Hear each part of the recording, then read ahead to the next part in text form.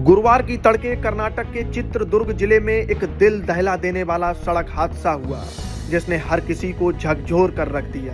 बेंगलुरु से शिवमोगा जा रही एक स्लीपर बस की सामने से आ रहे एक ट्रक से जोरदार टक्कर हो गई। टक्कर इतनी भीषण थी कि दोनों वाहनों में तुरंत आग लग गई और कुछ ही मिनटों में बस पूरी तरह आग की लपटों में घिर गई। यह हादसा उस वक्त हुआ जब बस में सवार ज्यादातर यात्री गहरी नींद में थे। अचानक हुए तेज धमाके और झटके से बस में अफरा तफरी मच गई। लोग नींद से घबरा कर उठे, चारों तरफ चीख पुकार मच गई। कुछ यात्री किसी तरह बाहर निकलने में सफल रहे, लेकिन कई लोग बस के अंदर ही फंस गए। आग इतनी तेजी से फैली कि किसी को संभलने का मौका तक नहीं मिला। इस हादसे में कम से कम 9 लोगों की जिंदा जलकर मौत हो गई, जबकि कई अन्य यात्री गंभीर रूप से घायल हो गए। एक यात्री जो इस हादसे में बच गया, उसने उस खौफनाक पल को याद करते हुए बताया कि वह सो रहा था। अचानक जोरदार झटका लगा और वह अपनी सीट से नीचे गिर गया। चारों तरफ धुआं, आग और लोगों की चीखें थीं। उसने बताया कि बस का दरवाजा खोलने की कोशिश की गई, लेकिन वह जाम हो चुका था। कुछ लोगों ने खिड़कियों के शीशे तोड़कर बाहर निकलने की कोशिश की, लेकिन आग और धुएं के कारण अंदर रुकना बेहद मुश्किल हो गया।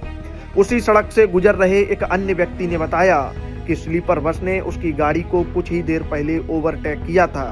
थोड़ी ही देर बाद सामने से आ रहा एक कंटेनर ट्रक अचानक अपना संतुलन खो बैठा और डिवाइडर से टकराने के बाद सीधे बस से भिड़ गया। टक्कर बस के उस हिस्से में हुई जहां डीजल टैंक था। टक्कर के तुरंत बाद तेज धमाका हुआ और आग भड़क उठी।